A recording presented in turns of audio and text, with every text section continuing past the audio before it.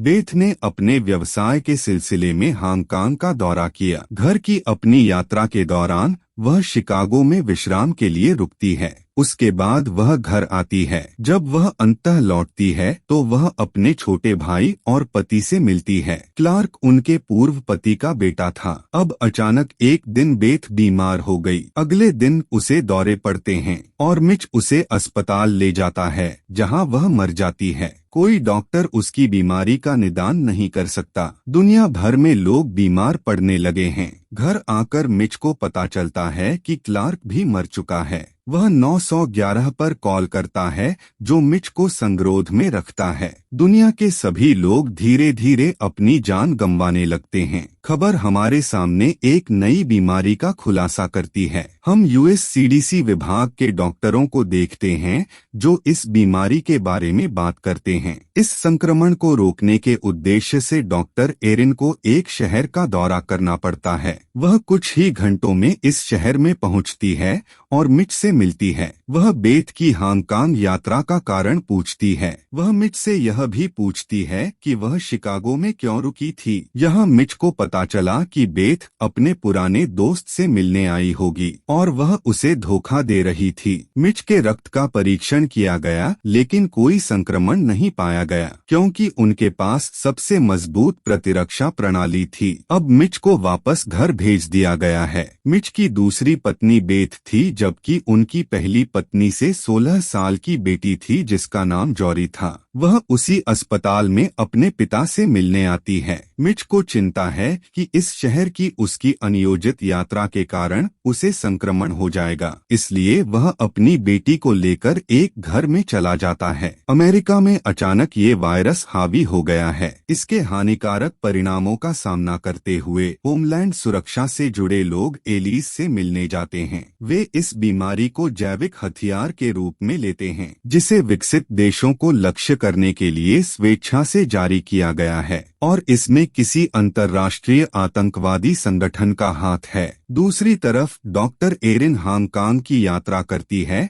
ताकि वह बेथ की यात्रा की जगह जान सके और उससे ये वायरस कैसे फैला है। शोध में यह साबित हुआ है कि यह वायरस सुअर और चमगादड़ के जेनेटिक मटेरियल से बना है, और जबकि लोग टीका विकसित करने के लिए वायरस का अध्ययन कर रहे हैं, कोई प्रगति नहीं हुई है, क्योंकि प्रत्येक कोशिका नष्ट हो जाती है जिसमें वह जुड़ जाती है। इस वायरस से अभी तक 80 लाख लोग संक्रमित हो चुके हैं। 12 में से एक व्यक्ति को संक्रमित होने का खतरा था। उनके बचने की संभावना केवल 25% से 30% थी। संक्रमण को बढ़ने से रोकने के लिए सरकार ने लिया फैसला। संक्रमित शहरों को पूरी तरह से संगरोध में रखा गया है। इसका मतलब है कोई भी इस शहर से बाहर नहीं निकल सकता। 21वें दिन एलिस को सीडीसी से मेल के माध्यम से पत्राचार प्राप्त होता है, जिससे पता चलता है कि एमईवी वायरस की उत्पत्ति अफ्रीका में हुई है और यह एचआईवी वायरस से भी अधिक घातक है। उनका शोध प्रक्रिया में है और वे टीकों के विभिन्न नमूने बना रहे थे और वे इसे ऐप्स पर लागू कर रहे थे, लेकिन सफलता नहीं मिली। हवाई अड्डों, स्कूलों, कॉलेजों या कार्यालयों में कोई नहीं देखा गया। इसके बजाय वे भयभीत होकर अपने घरों में अलग थलग थे।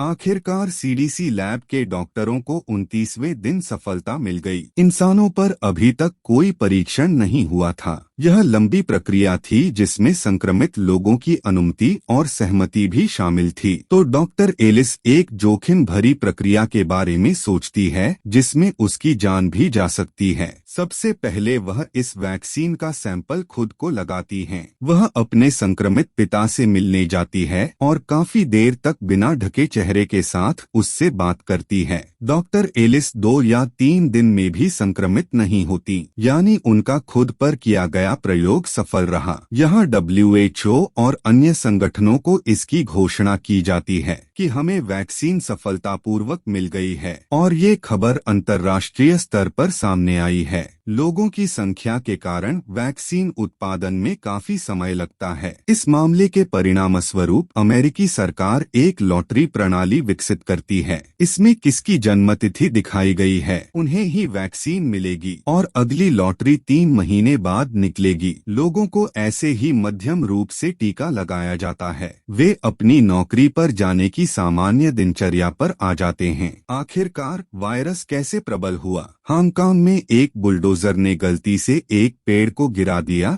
जिससे उसमें मौजूद कुछ चमगादड़ों को परेशानी हुई। इसके बाद चमगादड़ केले के पेड़ पर चले जाते हैं, वहीं बैठ जाते हैं और कुछ केले काट लेते हैं। अब चमगादड़ सुअर फार्म की ओर चले जाते हैं और उनमें से एक केला गिर जाता है और एक सुअर उसे खा लेता है। अगले ही दिन सुअर को कैसीनो में लाया जाता है और एक सुअर को साफ करने की कोशिश करते हुए एक आदमी बेथ का हाथ कांपने से पहले अपने एप्रन से अपना हाथ साफ करता है। नतीजा ये हुआ कि चमगादड़ और सुअर का वायरस इस तरह से पूरी दुनिया में फैल गया है।